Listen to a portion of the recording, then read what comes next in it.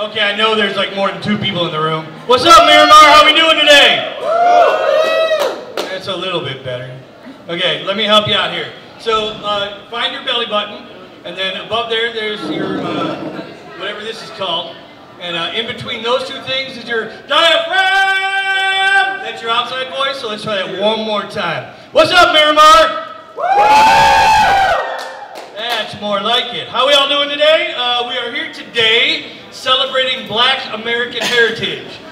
Some people have mislabeled this as Black History Month, but that reduces what's actually going on. Because Black American heritage is a very uniquely specific experience, and I feel that limiting that to 1 month, the shortest month of the year, no less, is kind of a disgrace. Because American history is Black history.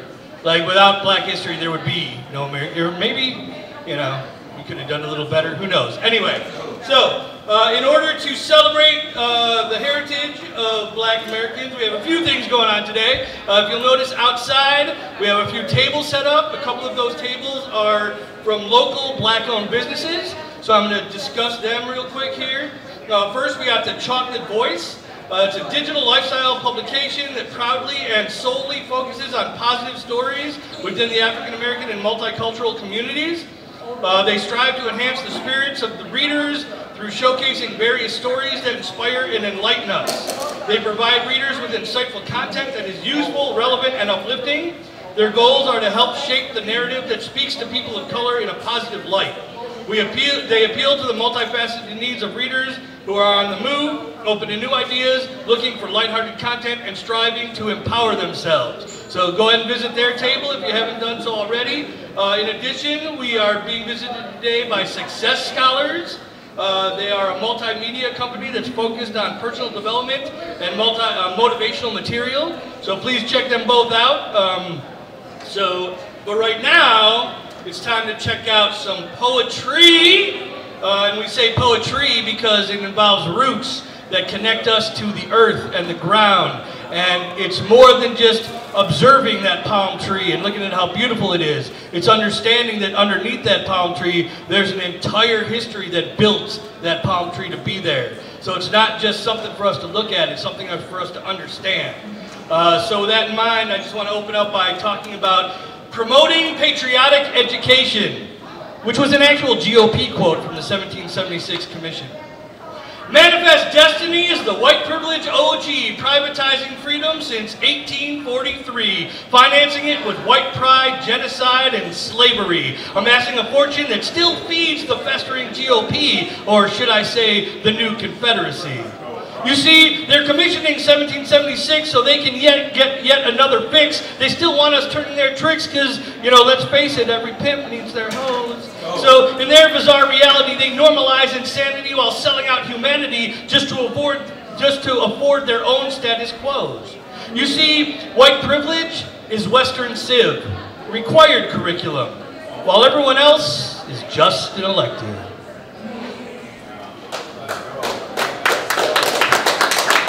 It is my honor to announce what is about to happen.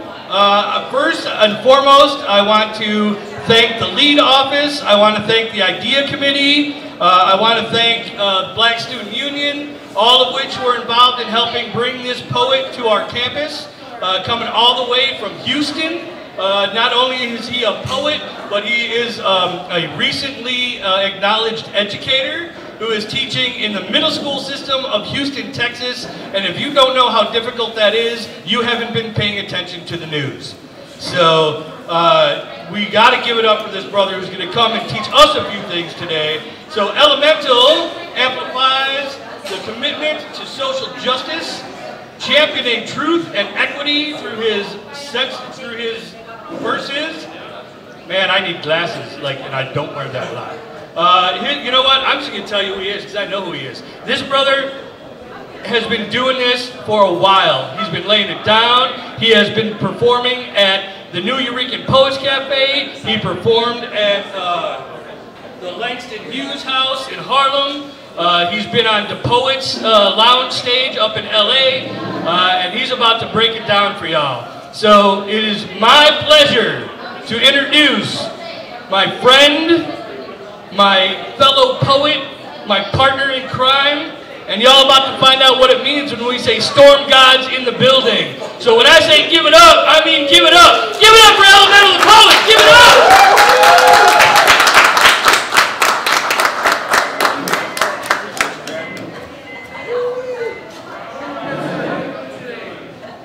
Good afternoon, ladies and gentlemen. How y'all doing? Woo! What's that? I said, how is everybody doing? Right. So, as my man Prop said, my name is Elemen2al. It is more than a privilege to be here, and I'm going to hit you with a couple of poems, if that's cool with y'all. Yeah. I am the dark side, in anything good and everything bad with your perfect little fallacy. A villainous conjurer of righteous thoughts I was born. Wrapped in this war paint, I used to graffiti the American construct with a mutant matrix, Morpheus, mind frame, atmosphere rearranger, descendants of Garvey, Newton, Carmichael, X, Black Splash, their backlash with mad color. This bad brother is a protest standing still. What? I am the red pill, conductor of this conscious railroad underground. Speak for my people who are lost and never found. Sojourner this truth, make it Hubbard until they hear it clear. Say it loud. Say it loud, say it loud. I'm black and I'm proud. Yeah. I am Elemen2al. What up? Appreciate y'all, truly. This is really what I love to do. I've known Bear for quite a while. Professor Wolf over here is the dopest, I promise you. If you don't have his class, if you don't know Professor Wolf, make sure you plug into his class, man. That cat's the dopest 100% of the time. This next piece is this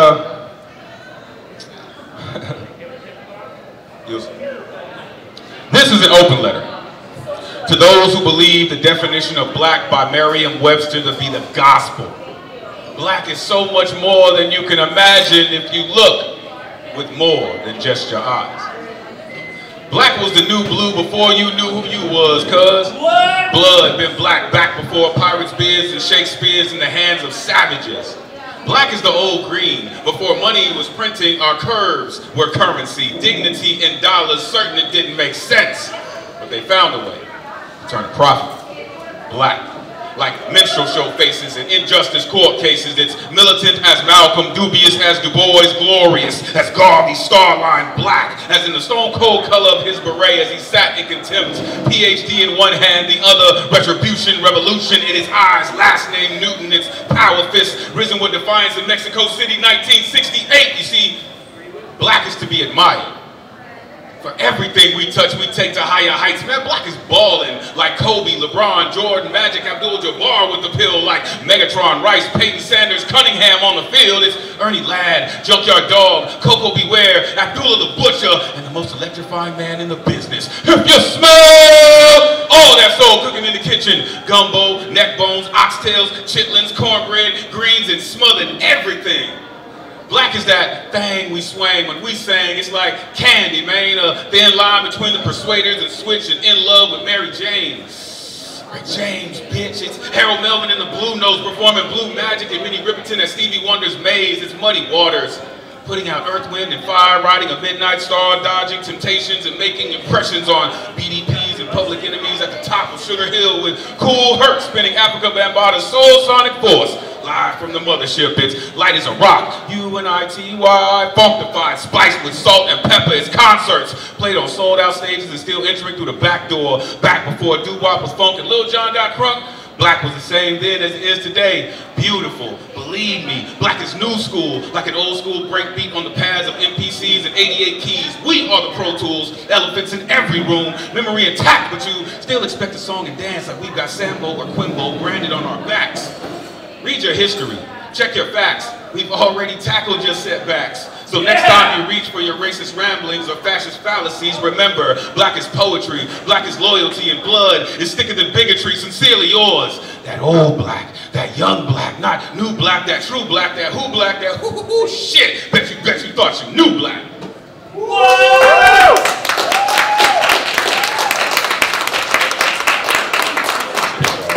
y'all, truly, truly. I say this all the time. Some people do this, but we do this, right? This is a follow-up to that poem. This is called New America. I am shots fired. I am excessive force. I am the first 48. I am no body cams in barrios and blocks, tenements and parks, projects, wards and points. I am 151, a government-granted search and seizure of the same illegal activity they perfected eons ago.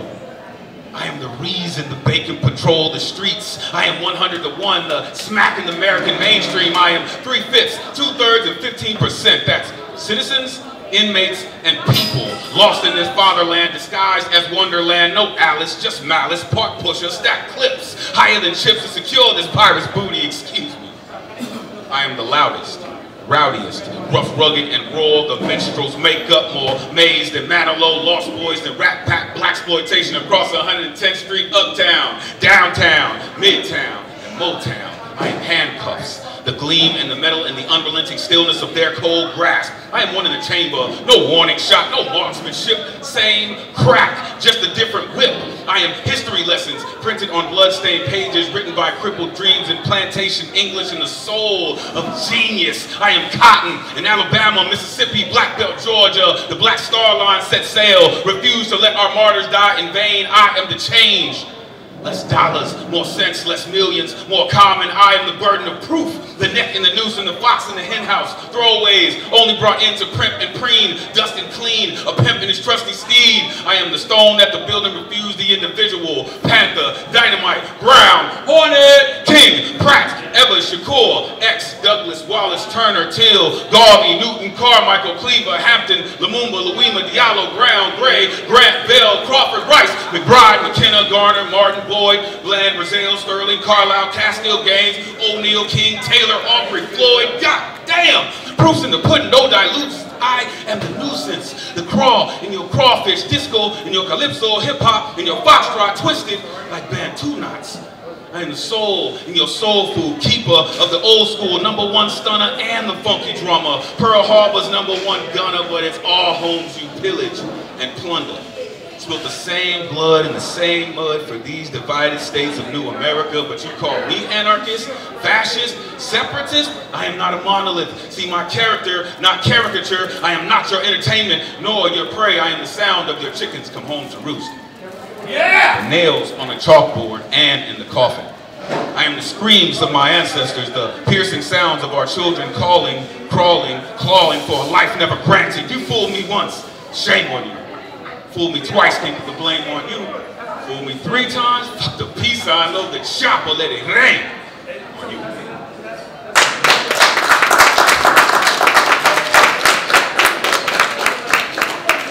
Truly, truly, I appreciate y'all. This is really what I love to do. This is really what I'm passionate about. Again, thank you to Oso Lobo, that cast the dopest.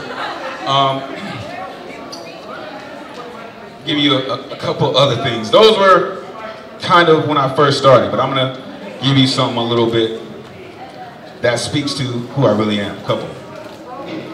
This is, anyone ever been to a black church?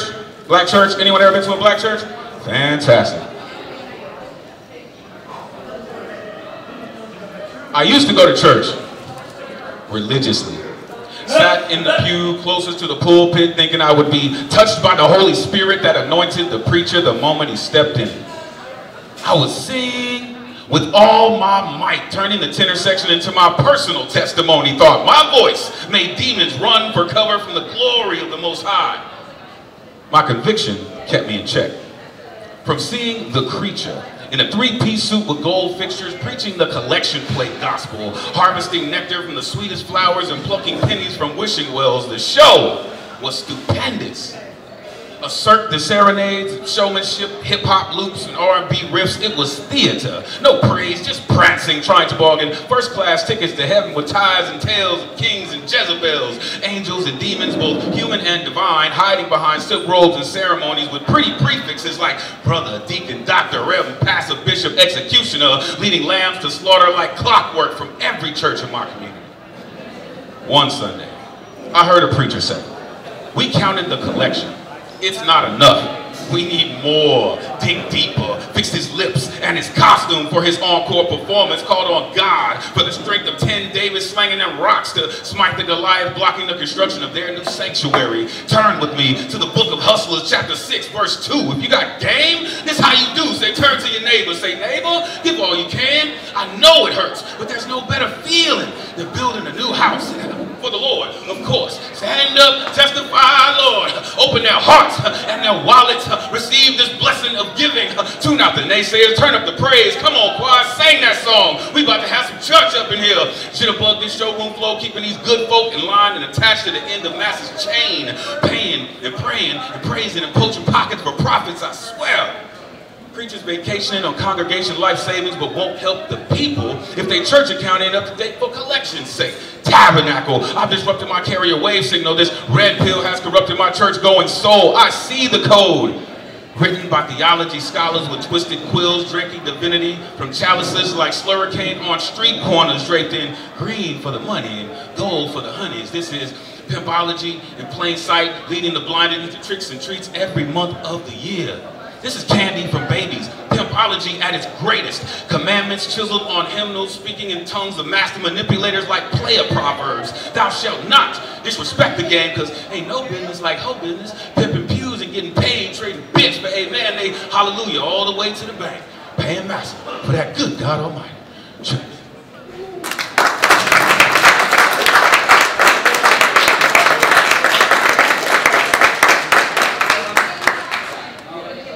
Thank y'all. I truly appreciate y'all. Really, I truly love what I do. As also said, I am also a host of the New Eurekan Poets Cafe online open mic every Thursday, 5 p.m. Pacific time. Make sure you plug in with the greatest community in the world. Trust me, you will always find something. Always. So many great, incredible poets from around the world. So plug in. So this speaks to, sex poem speaks to my time in the military. All right, did some time in the military, got out, got my degree, and found this poetry that you hear now. So this is called In Cadence.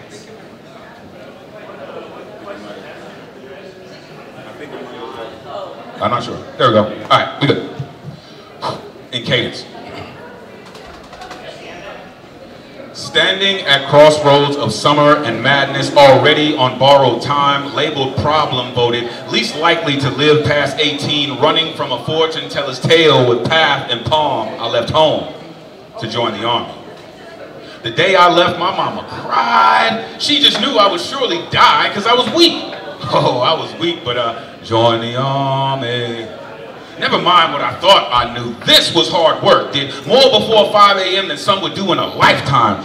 Questioned every breath of my body. Cried out in excruciating bliss. Kill! I stepped into someone's nightmare. Shoot, shoot to kill. And if he ain't dead, we gotta reload, reload, and shoot him again. Breathe. Sight picture. Aperture, alignment, scan, your lane, first target, 50 meter. My mama was there when I left. My daughter was there when I left. My son was there, my fear was there, my life was there when I left. But that's the reason I left, you're right! Worst of the worst, berserker mode, earned blood stripes, low crawling infiltration courses, and 50 cal showers. Fixed bayonets and hand-to-hand stands made butt stroke series, mad reflex to win at all costs. Cause now, every day is some good hard work. Sounds like, of course, it's morning, hard work, 5 miles at Old Dark 30, hard work, pounding the pavement in cadence. Hard work, Carrying history in this rough ways, just over 400 years of misconduct, the UCMJ created articles for toward every loyal Marine, sailor, airman, buffalo soldier, and hellfighter who put their lives on lines for a country and cause, who takes ours freely. Mama, mama, can't you see what they've done to me? What they've done to me. Oh, I had to get in step when misery tested my spirit and racism showed its pale face. Felt the agony of road marching Kentucky's summer sun, but heartbreak taught me to push past my limits and get in step. Right old left, keep in step. Kevlar garments proudly declare Uncle Sam ain't rid of me yet. Stitched in script to maintain grip over hearts of men and women ready to die in any theater or combat mission. No biggie, nothing made sense. Till I learned guts made the grass grow. No atheists in foxholes, blackout drive, tracer rounds, and you hear the choppers hovering. This was the taste of strength. A finely tuned instrument of demolition forged in mile after mile of singing repetitious commands. Kill the enemy, take control. So early, so early, so early in the morning. Demented instructions scratched into lullabies to serenade enemies into afterlives. A minister of war praying for death, make them fear this gas-powered, shoulder-fired, locked and loaded hooah to tightly into my repetition with a one-shot, one-spill center mass disposition. Mama, mama, can't you see what this army done to me? Made me a weapon, fighting injustice abroad and imperialism at home. A new Double V campaign, still fighting, still dying in the same blood, the same mud, with no fucking love. In the name of America, I hope we made you proud.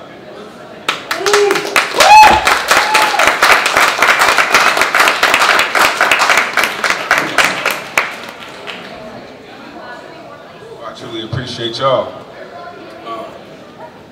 Thank you for being here, for sharing your energy. Truly would not be able to do what I do without the energy of the people around me. I truly, truly thank you for spending this time with us, for rocking out with us today. I will be hosting a writing workshop tomorrow at 11:30, right? Professor Wolf has the information. I'm sure he'll talk about it in a little bit. What kind of time I got, probably? Cool. All right. Need two more. I'm gonna get out of here. Let's go. The devil is a lie. How do you break silence when deaf ears are targets of righteous words by fearless few in dialects of original tribes turned outcasts, cast out by presidents of presidents who built walls and wars as cures for discord in place of resources toward upward mobility and deficiencies in education? But what do they care? Perched in lofty towers of social caste systems of illusion, corrupted constitution, amended by reconstructed false promises, soaked in draconian logic that make no sense. No sense, I mean, no sense at all. Heimdall to Skyfall, double O dangerous on both sides of the pond. It's a bond that never dies like tomorrow. Authentically gruesome in every century. Monarchy turned colostomy, make feces of treaties and call it unrest. And the law and order of civil disobedience across generations and Thoreau mandatory minimum sentences and sins of invisible men like Ralph Ellison penmanship with proper etiquette when disrespecting your masters or oppressors, overseeing officer-involved mauling after mauling after mauling with greedy grin on tin badges and uniforms that reek of arrogance mixed with malicious intent and stench of murderous mishaps written in apex accents, circling chaos theories. No wonder our communities can't get no sleep, cause cold corners don't make money, baby. Gotta keep blocks hot as fish grease on Southern Sunday afternoons just after church, amen? All paid up, like dues and ties to soothe the rides of people just trying to survive. Scratching out a living with nickels and dimes, praying for dollars and bridges over troubled waters for hypersexualized daughters and sons whose skin is seen far before content of character can be assessed nowhere. I say nowhere, I mean nowhere is safe. For 1619 project rejects when staring down crude barrels of genocide in spaces of colorblind retrospect that seek to counterfeit your dignity. I mean identity, I mean ability to transform Optimus Prime directive of work, obey, and stay in your lane is something more nourishing for the people. The people, you remember the people? people actually hustling, working, shuffling bills, robbing Peter to pay Paul and Mary Jane. So I write for it and I fight for it like a good revolutionary should. Kimbo Slice on this mic with knockout power in both lungs, speaking in war drum patterns to ensure this thunderous message finds its way home before the lightning strikes your consciousness. This red pill, fire igniter, child of war-torn cipher standing here, right here, because giants paid the ultimate cost for freedom in this place. You know, this place we call home. So I sing these warrior songs of redemption or retribution or revolution or revolution or revolution, screaming ya basta from every rooftop. You couldn't stop us if you tried, motherfucker, because the devil is a lie. We know the truth. The devil is a lie. We are the truth.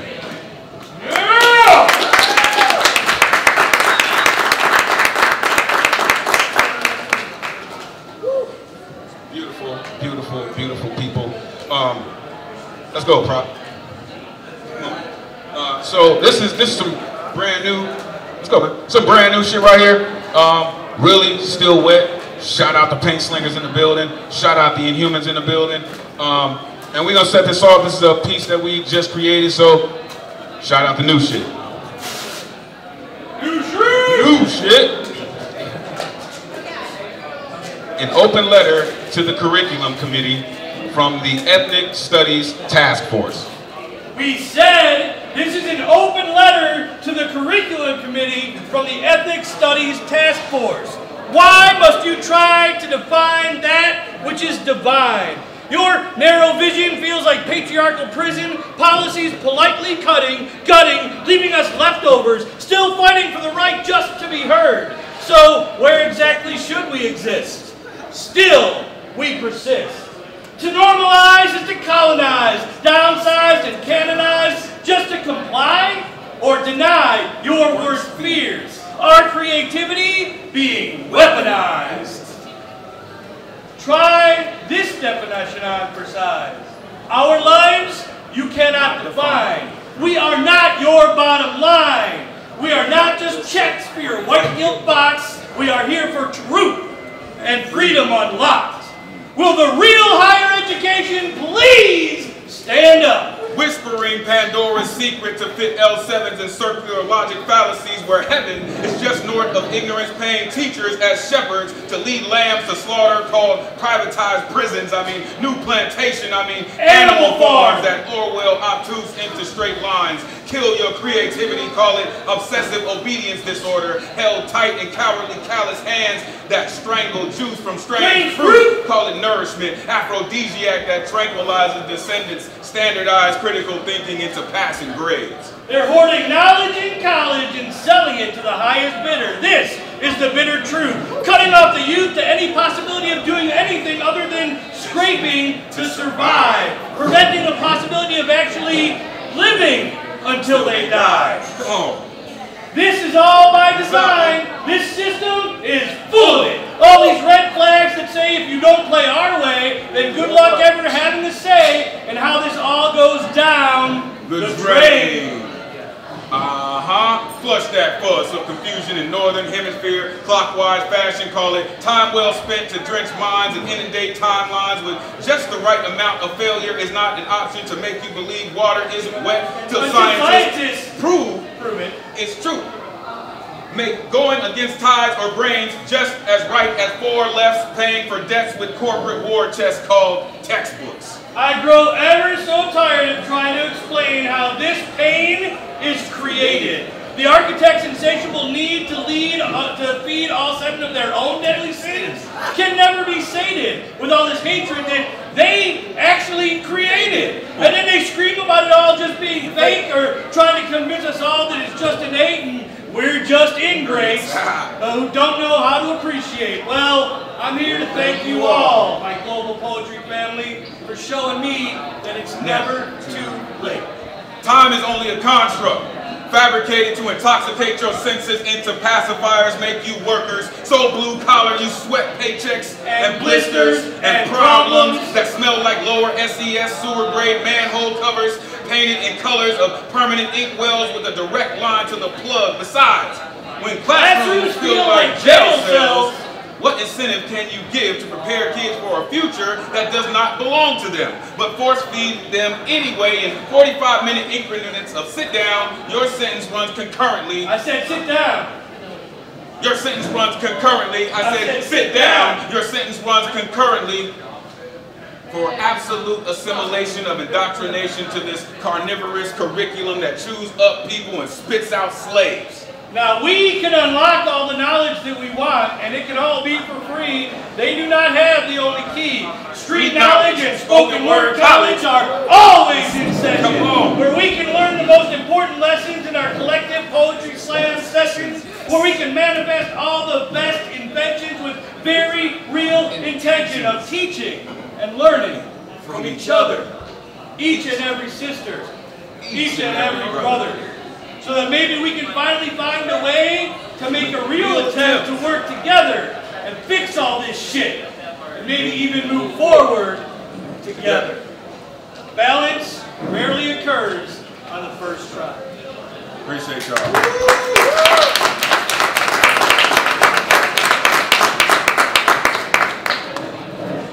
Yo, it is truly a pleasure to be here and share all of this with y'all, truly. If I can get one more, can I get one more? Cool. One more? Cool. Woo! Haven't really shared this one out and about, so this is my first time.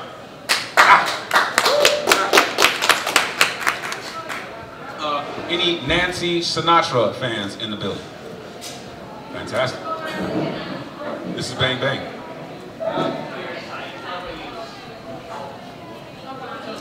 Bang bang, they shot you down, bang bang, that awful sound.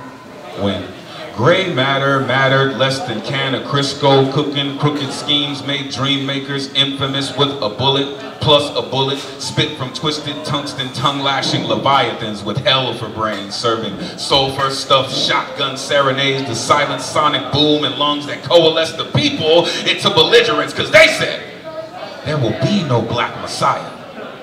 Bang bang, came cries from front row massacre of Muhammad's master minister, Mr. Mayhem, park messenger, all magnet of millions made moments monumental, making super soldiers of super fruit harvested from poplar trees, resting on restless spirits, relishing in raucous excuses to call devils devils and devilish vernacular. Some called blasphemy, he called gospel by way of Garvey. They called rabble rousing. Tying and lies, lying and lie that lie in straight lines behind mandated sanctions to placate philanthropists who used to play bang bang. Marksmen and stalk sheets who creep under safety of same darkness they despise. Flying at Oswald angles of magic sorcery, using timelines to tie binds into knots not meant for black men, tangled in bloody spangled banner, waving glorious old glory, glorified gory stories of America, cosmos wanted, Cucamonga cracker killers, fugitive slave actors and scenes behind Mumia-style dreams that maximum security, truth to conspiracy. Bang bang. Choo-choo train, chitty chitty bang bang. Lorraine Motel and country music, country twang, white slang for what the darker half gets a day pass for trespassing on good Christian land with change in hand that counts like skin. These damn black heathens, can of operating just outside right wing's hierarchy, navigating tragedies through green book lookouts for folks in Killer Clan country where they Earl Ray sunrise into shots of good morning with a splash of gunpowder and cowardly casing of what they consider patriotism. That awful sounds a lot like 21 gun salute ringing a new colorblind Jim Crow plantation christening.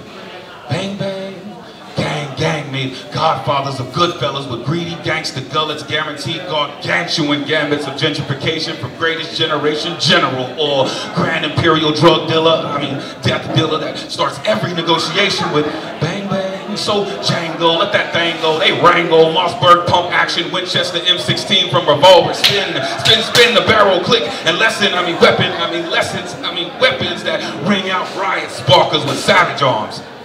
Hear the desert eagles screaming, high as noon, on dusty streets snorting powder from Remington barrels using firing pins to describe their Beretta-based narrative. Bang, bang, their hating shot you down. Gunsmoke that reeks of the American dream. Peace.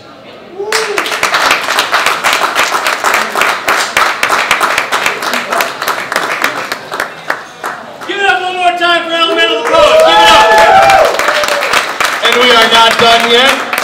The poetry might be over, but we're gonna sit right here and we're gonna have a little Q&A session. So if there's anything you'd like to ask Elemental about who he is, where he's from, his poetry process, anything like that, we're gonna go ahead and do that. Before we do that real quick, I want to announce tomorrow from 11:30 to 1, we will be having a writing workshop hosted by our visiting poet, Elemental. Thank you to the Academic Success Center for giving us that space so we can do that tomorrow. So tomorrow, 11:30 to 1, if you want to come write some poetry, hang out with Elemental, we'll be at the Academic Success Center.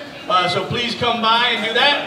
I want to mention that the name of this event, the reason that we're doing this, it's called Hearing Marginalized Voices Through Poetry.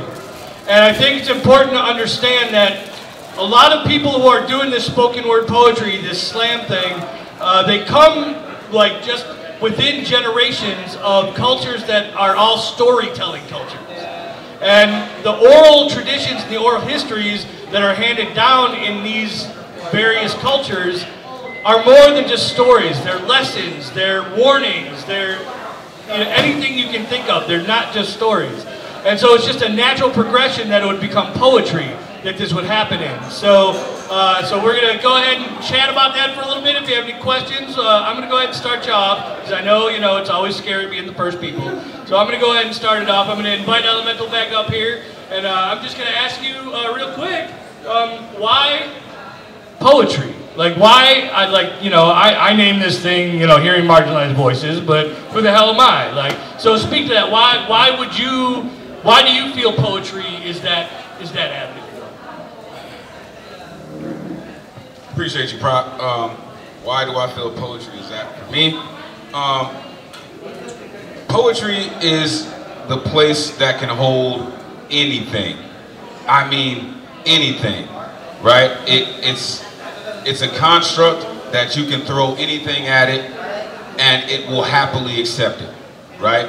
Poetry never judges you. Poetry doesn't say you don't fit this description, you're not supposed to be this, it's not supposed to sound like this. Poetry is a heartbeat, right? Poetry is a pulse.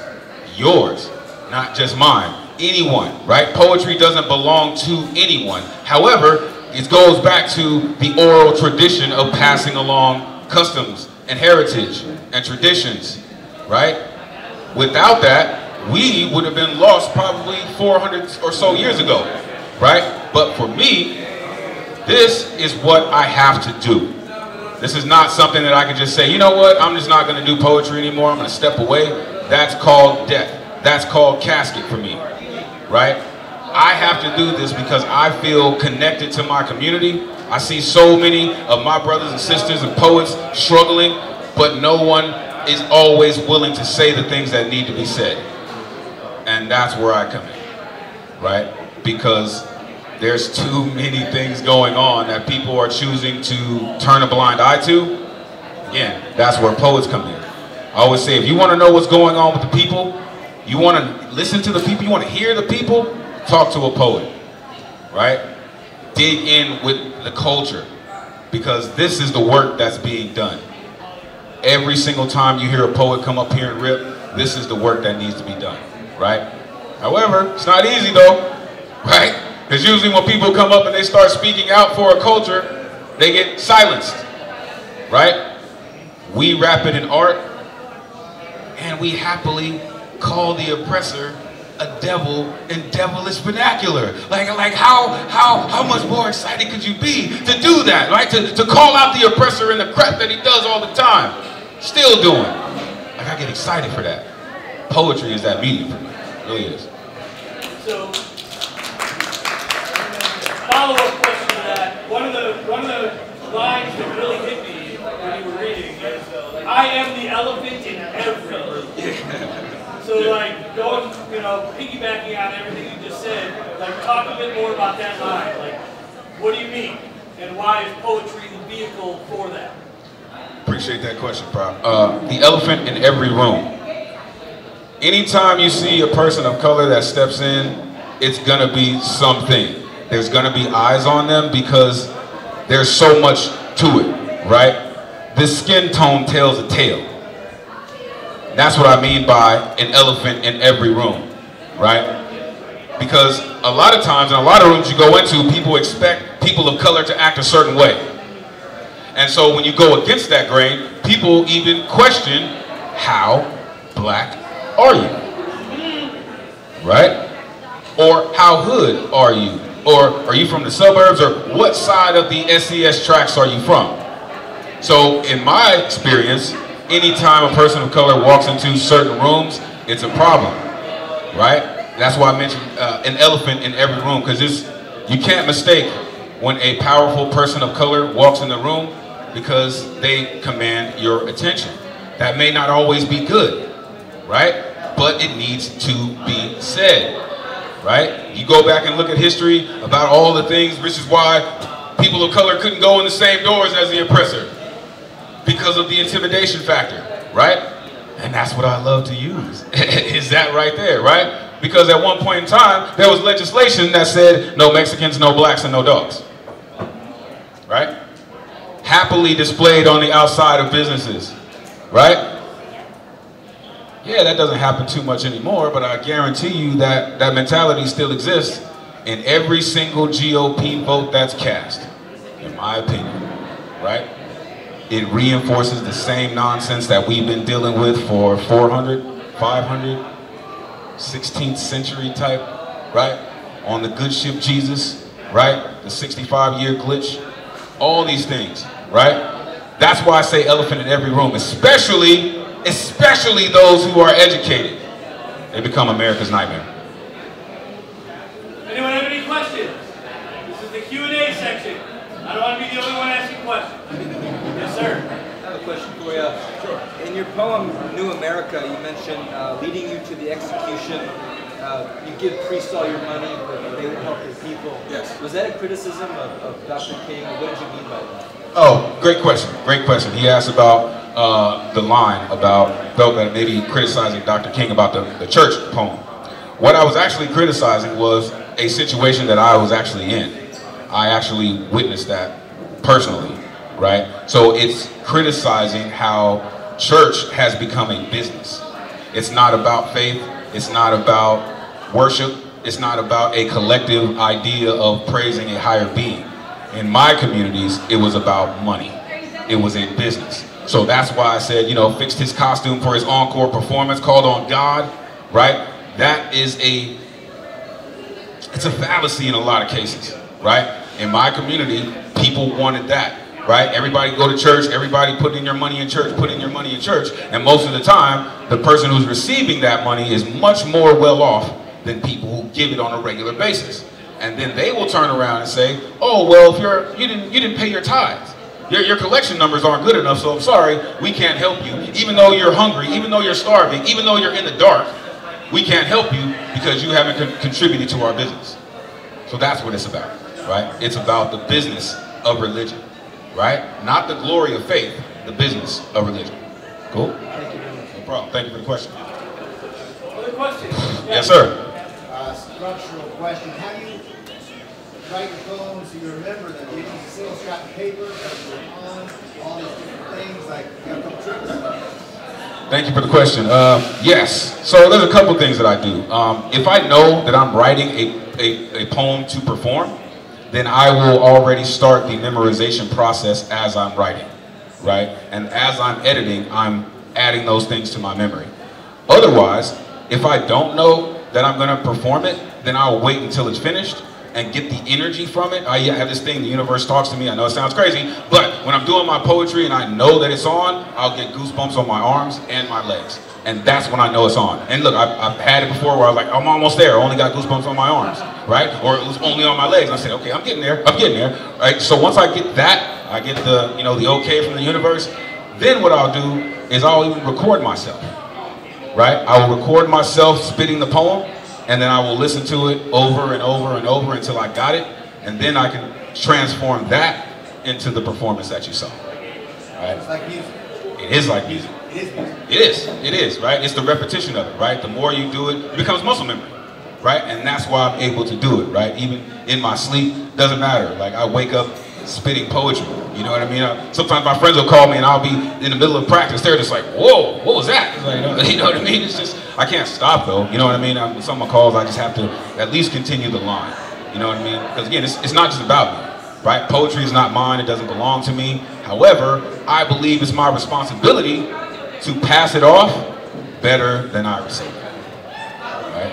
It's my responsibility to make sure that all these words, all these poems reach as far into the future as possible.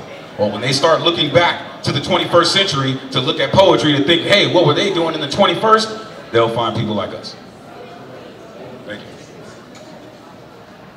Other questions, other comments? I do, I have a question. Yes. How old were you when you started, and how did you start? Great question. Thank you for that. How old was I? Wow. Writing has always been a savior for me. I started writing songs in high school. Then it evolved into making music. And I wrote my first real poem in 2008. Took about 5 years, and I went to Miramar College here in North County. I met my mentors. Shout out Dr. Bruce Hoskins. Shout out Dr. Anthony Blackshear. They, actually, when I went there, I said, yo, I'm a writer. I want to get into poetry, right? After they put me through a gauntlet of like a year or so, right? Then they said, okay, you're no longer a writer. Now you're a poet, right? And that is what I go with, right? Hence the reason Elemen2al, the poet, because my mentors bestowed that upon me, right? It wasn't just something I said, oh, I write these things that kind of look like poetry, so I'm going to consider myself a poet. No, because there's a responsibility that comes along with that title, right? It's not just journaling, it's not just putting words on paper. You have a responsibility to be a voice of a culture, of a generation, of your people, whether it be your neighborhood, your city, your household, right? But it's a responsibility because I believe it's powerful, right? So how did I come across it? I don't even know if I even chose it more so than it chose me. And I'm just a conduit. I'm just a conduit now. Thank you for the question. Any other questions? Comments? Let's give it up one more time. Thank you all. Truly appreciate you. Truly. And remember, tomorrow, if you want, we'll be doing a writer's workshop featuring our poet. It'll be at the Academic Success Center from 12:30 to 1. One more time, I would like to thank the lead office and the idea committee for hosting and sponsoring this amazing event. Shout out to the Black Student Union who is sponsoring tomorrow's event. And just shout out to Miramar College for just giving us a space to do this and allowing us the freedom to speak what needs to be spoken. And I'm just going to go ahead and embarrass a couple people right now having me in the room. Because I want to shout out, special thank you to a couple of my mentors over here, Rodrigo and Pablo, who have guided me and helped me since the moment I stepped on this campus. And what's happening today would not have happened if I didn't have the guidance of these fellow amazing professors. So go to class, kids. Thank you all.